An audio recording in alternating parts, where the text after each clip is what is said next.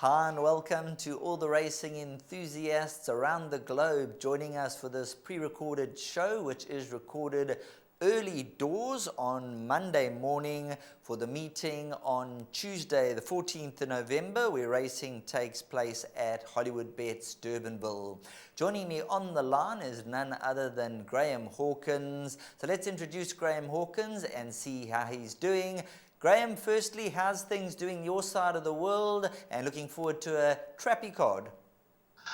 Yeah, I'm doing well. It's a very challenging card. We've got 3 open maidens to start the 8-race program, then 2 maiden plates, and then 3 low-grade handicaps. So it's a challenging card, but an interesting card, and I'm sure the exotics will pay nicely. If we can find the right horses, it could be very rewarding. We come off the back of a difficult meeting on Saturday. I was there to see all those wonderful Grade 1 winners in action. The results didn't necessarily go completely according to plan, but there were some high-class performances. Of course, this is bread and butter stuff, and it all kicks off at 12:55.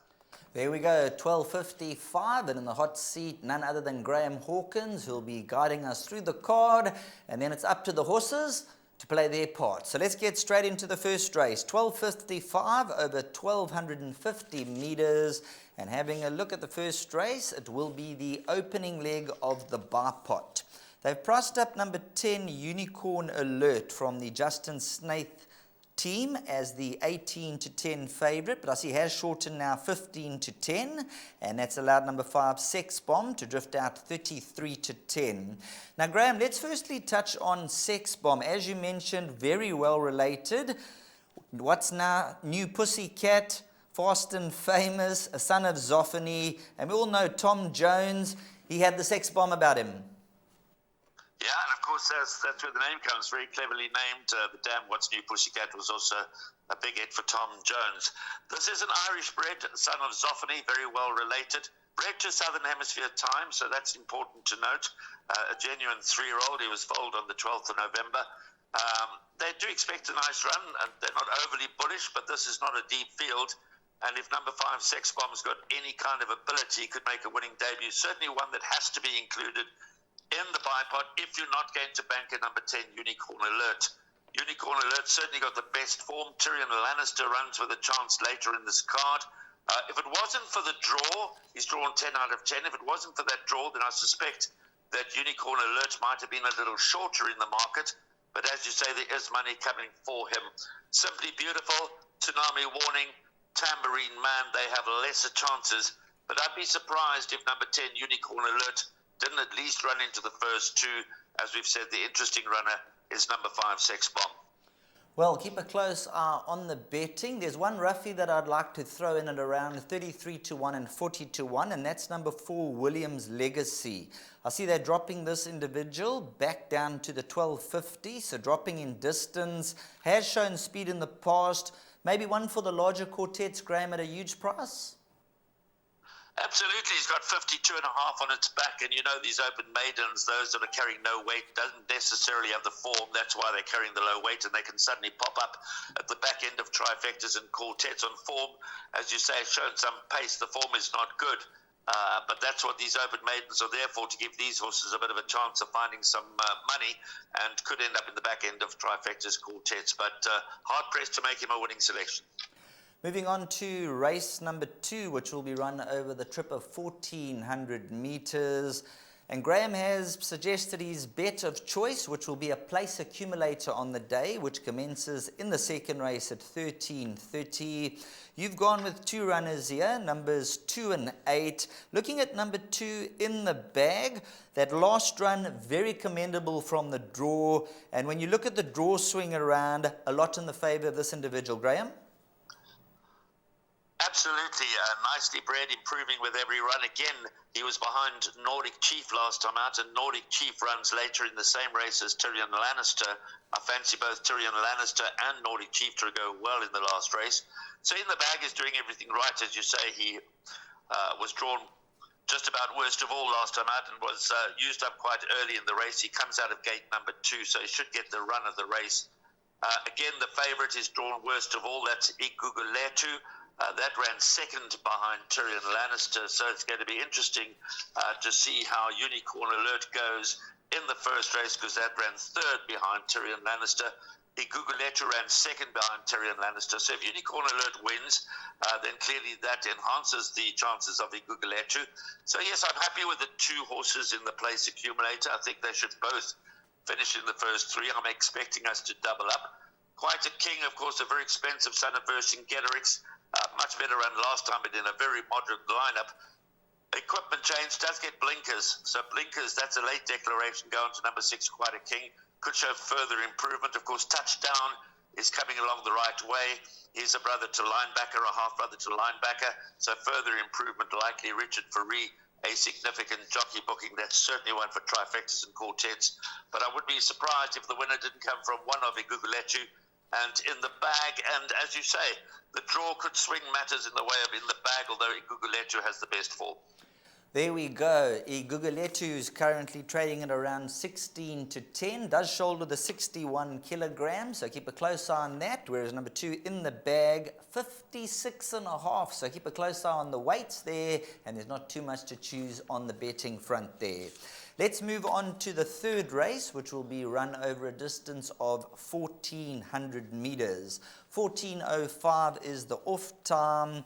Now, Graham, race number 3 has an open look about it. A horse like number 10, Hanging Rock. I've been waiting for this horse to show the improvement, and I think last time in the right direction. Coming along the right way, as you said, this is the third of the open handicap. So again, take note of the weight structure of these races because they do have the potential for surprise results. This is certainly one of the more difficult races on the card. I've included 4 in the place accumulator, and I'm hoping just to survive. If we double up, that's a bonus. The 4 that I've included are numbers 6 Miss Lemonade, 10 Hanging Rock that you've mentioned, and then 2 that are not well drawn, and that's a problem. 14 F8. I'm throwing number 16 Ticking Bomb in, unlikely to get a run, being reserved 2, but if it gets scratched, then we'll have the tote favourite going for us. So at this stage, obviously, there are no scratchings. We're recording on a Monday morning. Ticking Bomb, I like the debut, but as I said, unlikely to get a run, but you never know. If it does get in, then pay attention to number 16 Ticking Bomb, but this is a nightmare of a race. Hanging Rock, as you say, coming along the right way, ran third behind Great Cat last time out, and its previous form ran fourth to Lady Lookalike. Those 2 runs are good enough to make the Daughter of Canford Cliffs highly competitive here. The Brett Crawford William Kotwe combination going along nicely. That another winner again over the weekend with Infrared. So Hanging Rock has got to be the marginal first choice. A bit to like about number 6 Miss Lemonade. She's also improving and only has 53.5 on her back.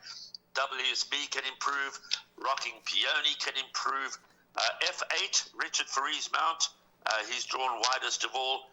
Recent 2 runs, not too bad. Certainly got to step up. It's well tried. It's having its 10th start in the maidens and carrying 60. So for that reason, from the draw with the weight, probably a tall order. So in order of preference, I'd go 10 Hanging Rock from 6 Miss Lemonade and then 14 F8.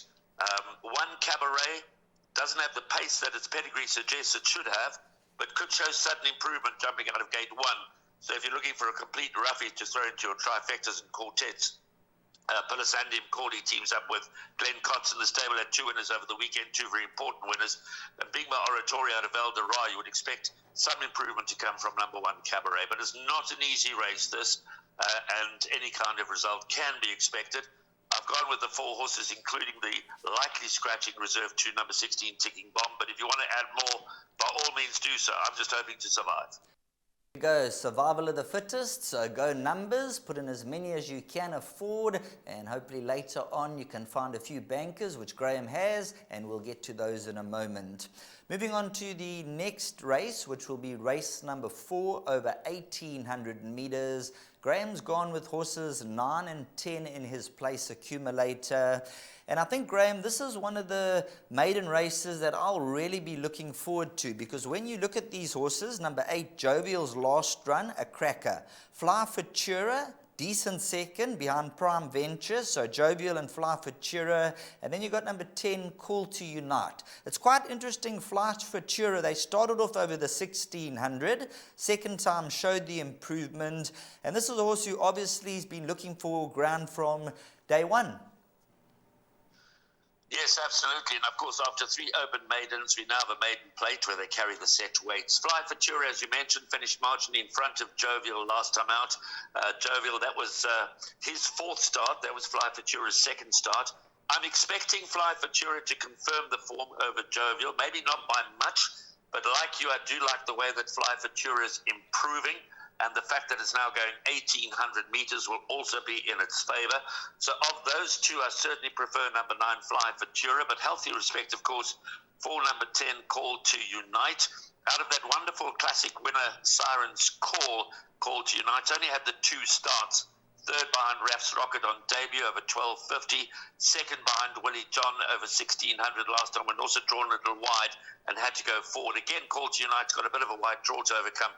But I think that he looks to be something of a class package. He looks to have some above average ability. So I'm happy to go in the place accumulator with just numbers 10, Call to Unite, and 9, Fly Futura.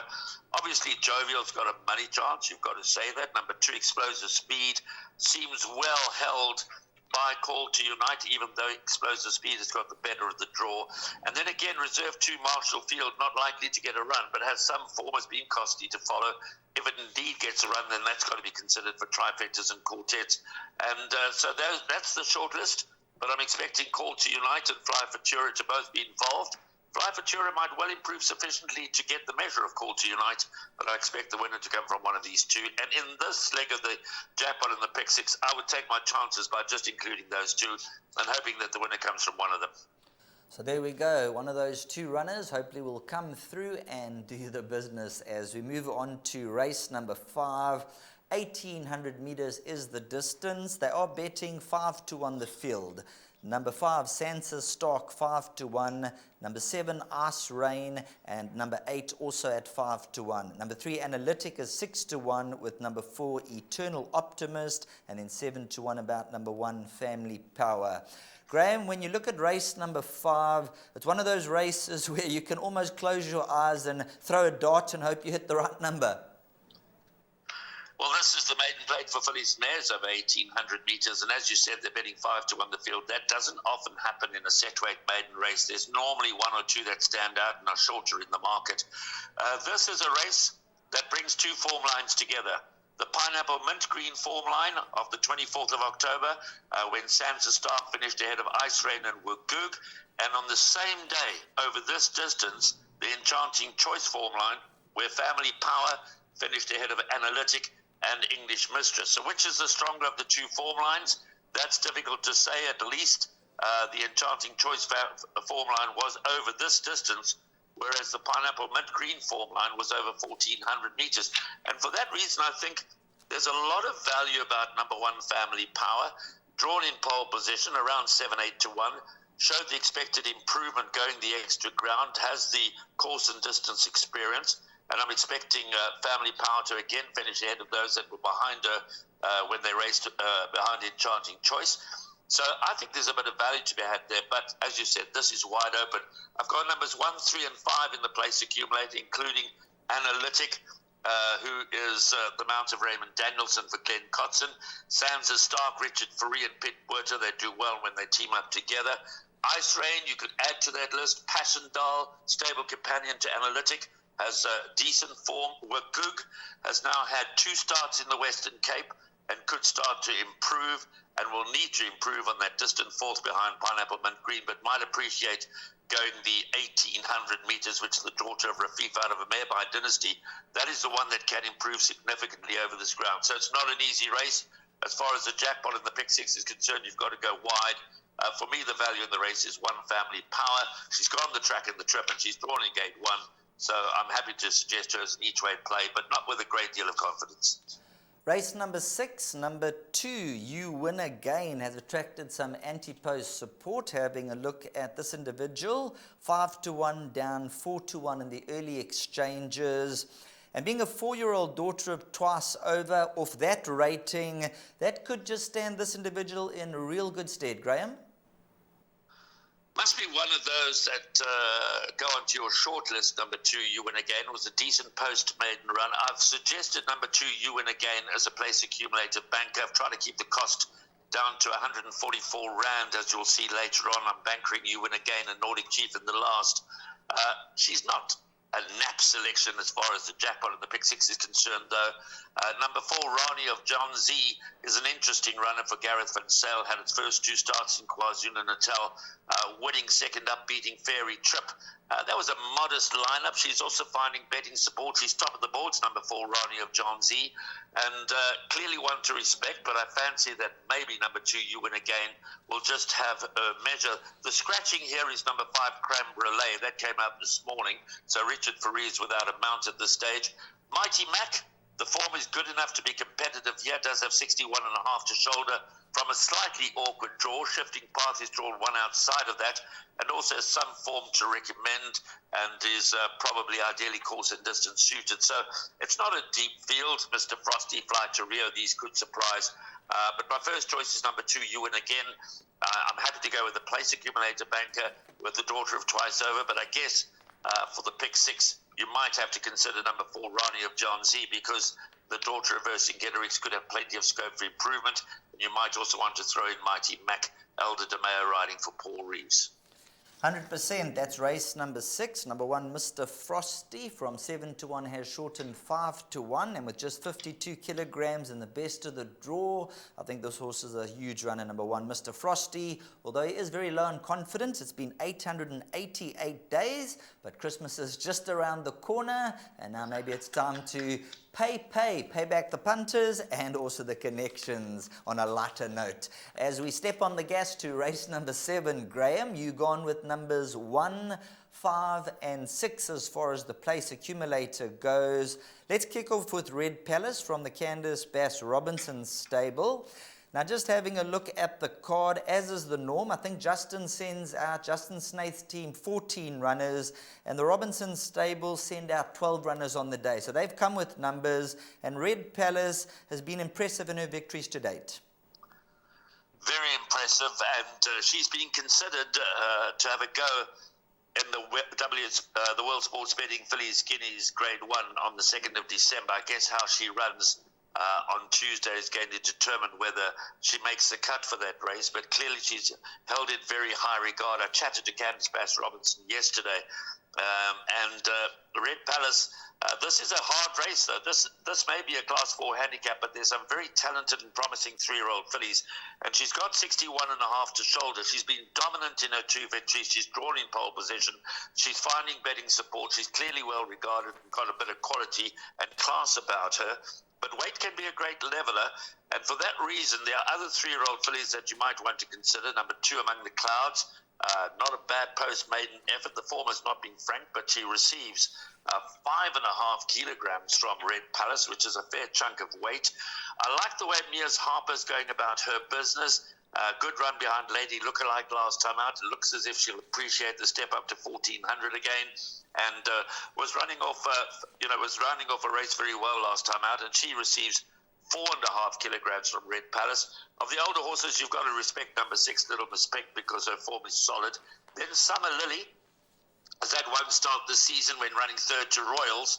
Royals ran a good race in the Western Cape Fillies Championship on Saturday, and Summer Lily's only receiving 2 kilograms. The handicapper rates her pretty highly, this 3-year-old daughter, give me the green light, but clearly Summer Lily has also got a bit of ability. We'll have to wait and see how Pineapple Mint Green goes on a handicap debut. So there are a few talented 3-year-old fillies in the race, but of course Red Palace has done it, and she's done it well in the last 2 starts, so she is the top choice. She steps back 200 meters in trip, which should not be a problem for her, and but she'll go well. But I do respect the fact that she's giving away some chunks of weight to promising young fillies, the likes of Among the Clouds, Mia's Harper, Summer Lily, and then of course Little Miss Pink, the older filly.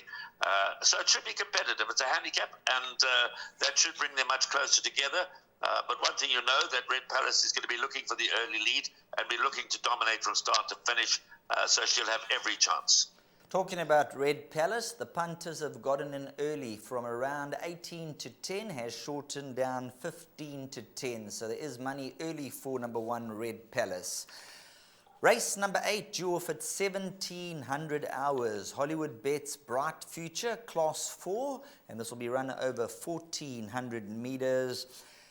Quite a open looking race when you first look at it. Number 5, Numzon at 7 to 2. Number 6, Nordic Chief, who Graham's quite strong on, from 5-1, has shortened down 4-1. Number 10, Royal Swan Master, 5-1. Number 3, Kingdom of Heaven at around 6-1. And then number 7, Heart Stealer at 8-1. Those are my two lurkers there. Number 7, Heart Stealer, and also number 3, Kingdom of Heaven. But Graham, this horse, Nordic Chief, he's obviously caught your eye in quite a big way. He's a smashing-looking individual, and clearly he's got the pedigree to match. He won his first start as a gelding from a very wide draw. He won it well. Big Unit came out to frank the form by scoring comfortably in its next start. So you've got to like the way that Nordic Chief is going about his business, and surely has plenty of scope for further improvement. So number 6, Nordic Chief, is my first choice. I think he'll continue to improve. I'll come back to some of your selections in a moment. Tyrion Lannister for me is at a huge price. Clearly we're going to be watching Iguguletu run earlier in the day, and I'm expecting Iguguletu to go close to franking this form. But if you go back, Tyrion Lannister's run against some of the best. He ran also in the Langerman as a maiden in his penultimate start, when 6 lengths behind My Golly Molly. He had some really good sorts in front of him that day. He's run 3rd to Underworld. That's now a feature race winner. He ran 5th to Outlaw King. That's a feature race winner. He ran 2nd to Grand Bay. So Tyrion Lannister's come up against some pretty decent sorts, and he could be competitive in his first start in a handicap. And I think at around 10 and 12-1, that's a big price for number 4, Tyrion Lannister. Kingdom of Heaven, you've mentioned this as being an interesting runner. Who knows what to expect from him? He promised much. He won his maiden a year ago, beating Charlie Croker, and then lost his way. He was gelded his first 2 starts after being gelded with Shockers. But then on the 15th of August, admittedly in a very, very shallow field, he ran 5th behind Fallow and Cora. That was over 1,800 metres. He steps back to 1,400 metres. He's got a wonderful pedigree. He's got to start showing that he's going to live up to that pedigree to some degree or other. He clearly is one that you've got to throw into your calculations just in case. But difficult to nail your colours to the mast on form. Numzan has been holding form well. Heart Stealer, as you've mentioned, can improve further. Diamond Rock and Royal Swan Master won their maidens most recently, as did Oliver. Oliver should be safely held by Numzan. So there are a couple of those that are well exposed. The one that, or the 2 that are not exposed for me, headed by number 6, Nordic Chief, is my suggested place accumulator banker in the last. You might even want to take a chance and banker him in the exotics. But as you say, it's a bit of a tricky race. The betting tells a story. I mean, it's not as if Nordic Chief is short in the market. You can get 4-1, which is easy to back. There are others in the race. Tyrion Lannister, for me, would be the principal threat. Once you start looking past these horses, then the list of potential winners becomes very long. So it's a Class 4 handicap over 1,400 metres to end the day. It's a nice race, and it should be a nice quartet race because there are many with claims. But I'm going to stick my neck out. I'm happy to get it chopped off. I'm going with Nordic Chief. That's great there, race number 8. And I'd suggest to all the viewers out there, do yourselves a favor, go watch the replays of Kingdom of Heaven, Nordic Chief, and also Heart Stealer. So go watch those replays of their recent runs, and then you make up your mind. Graham's quite strong on number 6, Nordic Chief, and why not? He's got the pedigree, he's got the looks, and the abilities there. So that's race number 8, and then number 7, Heart Stealer, the only runner for Ricky Maingard on the day. So a nice exacta and a swinger horse. So perhaps number 6, Nordic Chief, as you heard from Graham, could be a potential banker. And then if you're looking to play your exactas and the swingers, I like a little bit of 3, Kingdom of Heaven. Watch that last replay along with number 7, Heart Stealer. Now, Graham, your suggested bet for the day is the place accumulator. So we are going to bring that on screen for the viewers, and you can run through your selections for us. I've gone with the place accumulator, Sheldon, because it's that type of card for me. You know, it's not going to be easy. We've had two carryovers at Durbanville the last 2 meetings. It's tough to find the 6 winners. The jackpots have been paying handsomely. I think the one jackpot paid 68,000 Rand on the weekend.